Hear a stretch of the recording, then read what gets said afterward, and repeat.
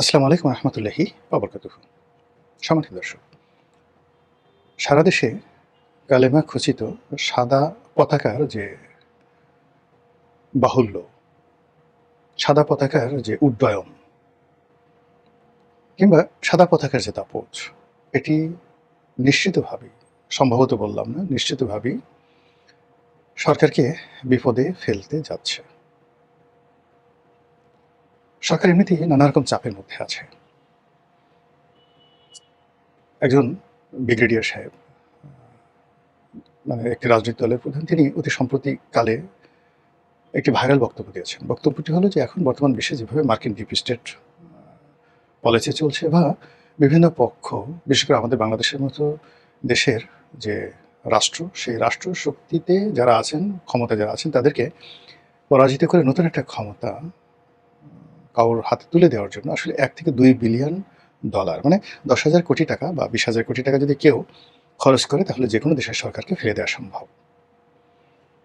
এবং শেখ হাসিনা সরকারের পিছনে যে এইরকম টাকা খরচ হয়েছে দীর্ঘদিন ধরে, এটি এখন ওপেন সিক্রেট। তো আমাদের দেশে যা হয় সেটা হলো ডিম পাড়ে হাঁসে, খায় বাঘ ডাসে। অনেক সময় দেখা গেল যারা চক্রান্তের জাল বুনেন তারা শেষ পর্যন্ত সিংহাসনে বসতে পারেন না বা তারা ফল খেতে পারেন না। আবার যে উদ্দেশ্য নিয়ে একটি ঘটনা ঘটানো হয়, সেই উদ্দেশ্যটা অনেক সময় বাস্তবায়িত হয় না। ফলে যখন কোনো একটি সমাজে বিরোধ দেখা দেয় বা একটা খারাপ কাজ প্রথা হিসেবে প্রতিষ্ঠিত হয়ে যায়, তখন সেই জিনিসগুলো বারবার ঘটতে থাকে। আপনি গিয়ে দেখুন যে কোনো একটা দেশে যখন গৃহযুদ্ধ শুরু হয়, প্রতিটি পক্ষই বুঝতে পারে যে এই গৃহযুদ্ধ সর্বনাশ ডেকে আনছে, কিন্তু এটা ফেরানো যায় না। আজ আপনি লিবিয়ার দিকে তাকান, ইরাকের দিকে তাকান, সিরিয়া, ইয়ামেন, এই পুরো অঞ্চলে গৃহযুদ্ধ ছড়িয়ে পড়ছে। প্রতিটি পক্ষ বারবার চেষ্টা করছে, কিন্তু কোনো অবস্থাতেই সামাল দেওয়া যাচ্ছে না।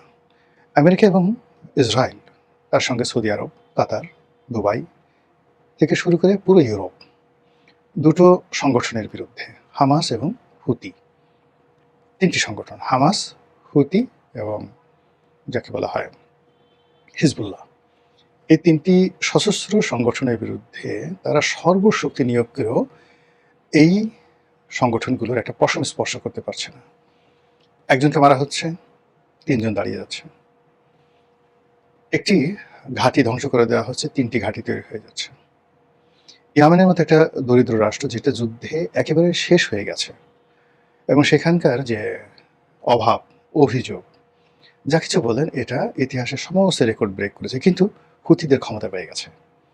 হুতিরা এখন সরাসরি ইসরায়েল আক্রমণ করতে পারে, তাদের ড্রোন আছে, তাদের মাঝারি পাল্লার ক্ষেপণাস্ত্র আছে এবং যত অত্যাধুনিক প্রযুক্তি রয়েছে, রাডার সিস্টেম রয়েছে এবং কাঁধে বহন করা যায় এইরকম অস্ত্র দিয়ে তারা প্লেন, হেলিকপ্টার এগুলোকে ভূপাতিত করতে পারে।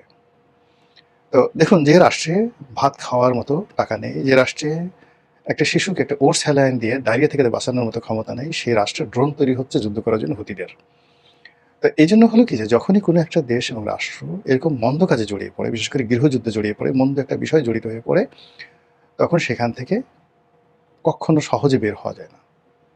আপনি দেখেন আজকে মায়ানমার ২০টি সংগঠন যুদ্ধ করছে এবং সেই যুদ্ধটা সেই ৮০-র দশক থেকে, তা ৮০, ৯০, মানে কত, প্রায় ৫০ বছর ধরে ধরুন তারা এই পারস্পরিক যুদ্ধ করছে। আপনি যদি ধরেন পাকিস্তানের বেলুচিস্তান, তারা যুদ্ধ করছে। কাশ্মীর ৭০ বছর ধরে যুদ্ধ করছে। ভারত রাষ্ট্র, মানে নরেন্দ্র মোদী সরকার প্রায় ৮ লাখ সৈন্য, ৮ লাখ সৈন্য কাশ্মীরে ২ বছর কারফিউ দিয়ে এই ৮ লাখ সৈন্য সেখানে ডিপ্লয় করে রেখেছিল, কিন্তু কাশ্মীর সমস্যার সমাধান হয়নি। চীনের মতো একটা শক্তিশালী রাষ্ট্র, সেখানে উইঘুর প্রদেশে মুসলমানরা যুদ্ধ করছে, পারছে না। তারপরে ফিলিপিন্সের মুসলমানরা যুদ্ধ করছে, পারছে না, চেষ্টা করে পারছে না। ইভেন বহু বছর যুদ্ধ করছে আইরিশরা ইংল্যান্ডের বিরুদ্ধে, সেখানে আয়ারল্যান্ডকে আলাদা সুযোগ সুবিধা দেওয়া হয়েছে, কিন্তু তারপরে এখনো পর্যন্ত সমস্যার সমাধান হয়নি। গ্রিনল্যান্ড নিয়ে যে সমস্যা চলছে, ডেনমার্কের সঙ্গে, ইউরোপের সঙ্গে আমেরিকার, সমাধান হয়নি।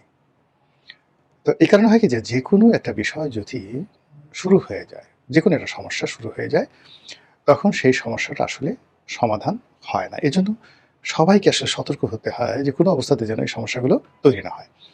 ইভেন ভারতে, পশ্চিমবঙ্গের নকশাল, তারপরে উলফা, আসামের উলফা, এরপরে বিহারের কয়েকটা বিচ্ছিন্নতাবাদী সংগঠন রয়েছে, অরুণাচলের বিচ্ছিন্নতাবাদী সংগঠন রয়েছে, তামিল টাইগার্সরা তামিলনাড়ুতে এবং শ্রীলঙ্কাতে।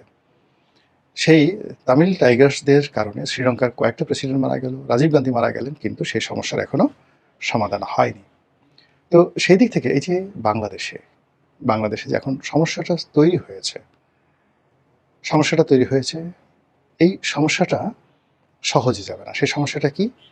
এখানে উগ্রবাদ বলেন, দক্ষিণপন্থী বলেন, ধর্মভিত্তিক রাজনীতি বলেন, এটার একটা বিরাট, যাকে বলা হয়, প্রভাব এবং প্রতিপত্তি শুরু হয়ে গেছে।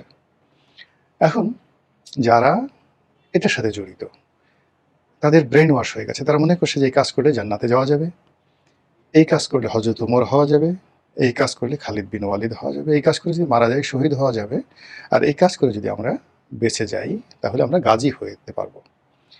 আফগানিস্তানে আসলে যে কি নির্মম অবস্থা চলছে আমরা বাংলাদেশের লোকজন জানি না। সেখানে একজন বাবা তার 7 বছর 8 বছরের মেয়েকে 80 বছরের একজন বৃদ্ধের কাছে কৃতদাসী রূপে বিক্রি করে দিচ্ছে।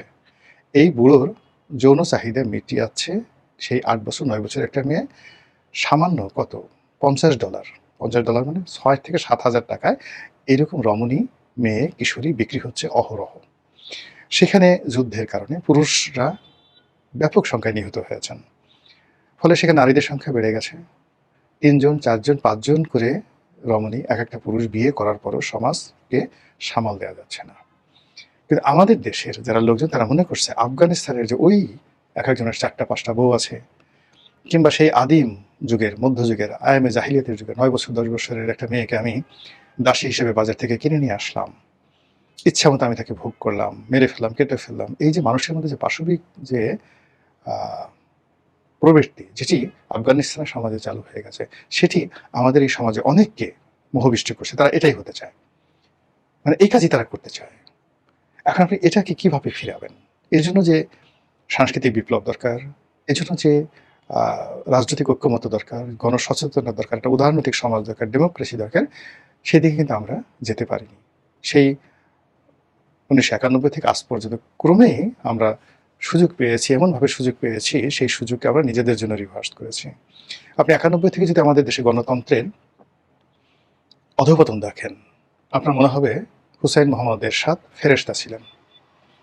আপনি যদি দলীয়করণ ধরেন, এখন একজন কিয়নো ভালো একটা পোস্টে নিয়োগ করার জন্য তিনি লবিং করছেন, ঘুষ দিচ্ছেন সমন্বয়কদেরকে, বা ধরুন একজন ডিসি শুনলাম যে অন্তর্বর্তীকালীন সময় 30 কোটি টাকা না 40 কোটি টাকা দিয়ে ডিসি নিয়োগ হয়েছে, 70 কোটি টাকা দিয়ে সচিব নিয়োগ হয়েছে।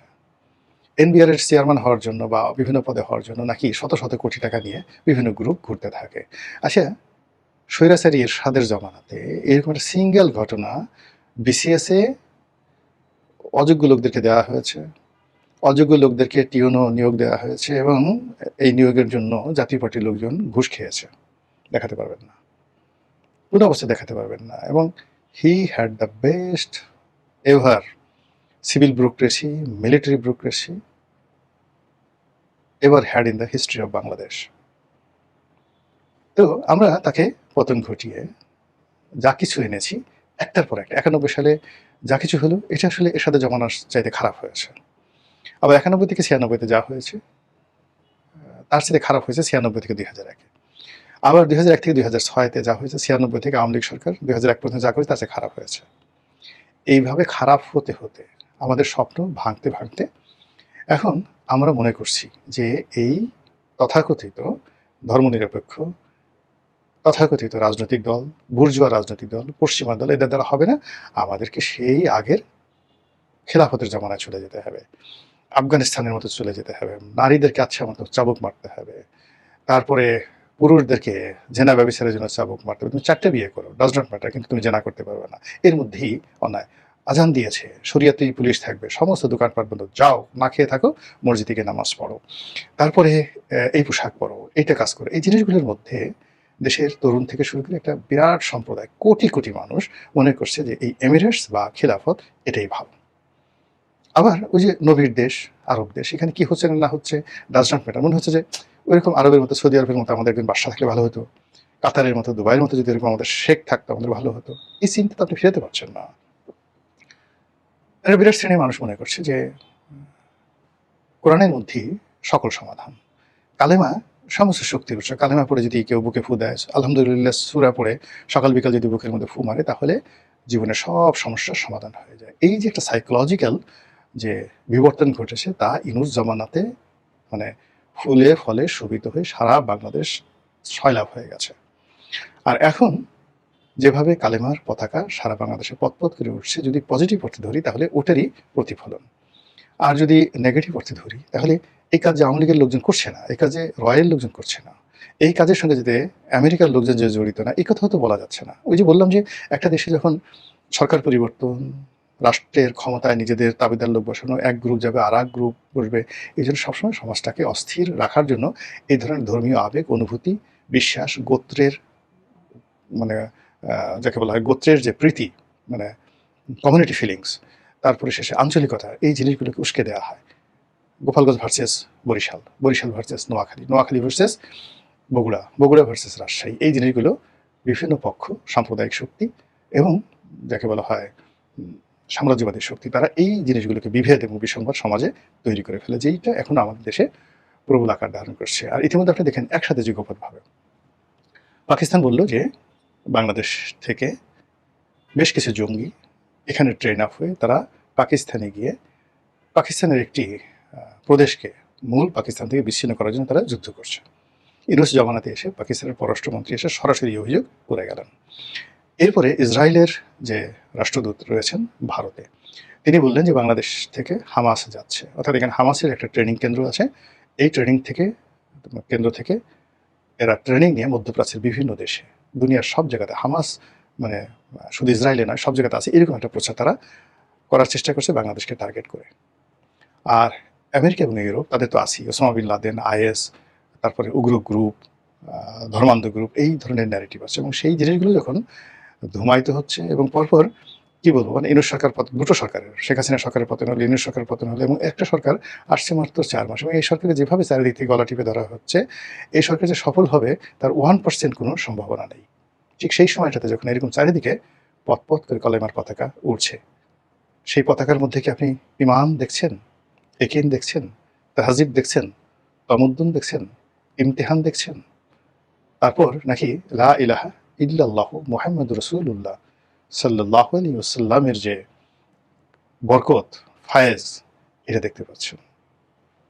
মহান আল্লাহ আমাদের সবাইকে হেদায়েত দান করুন এবং হেফাজত করুন। আসসালামু আলাইকুম ওয়া রাহমাতুল্লাহি ওয়া বারাকাতুহু।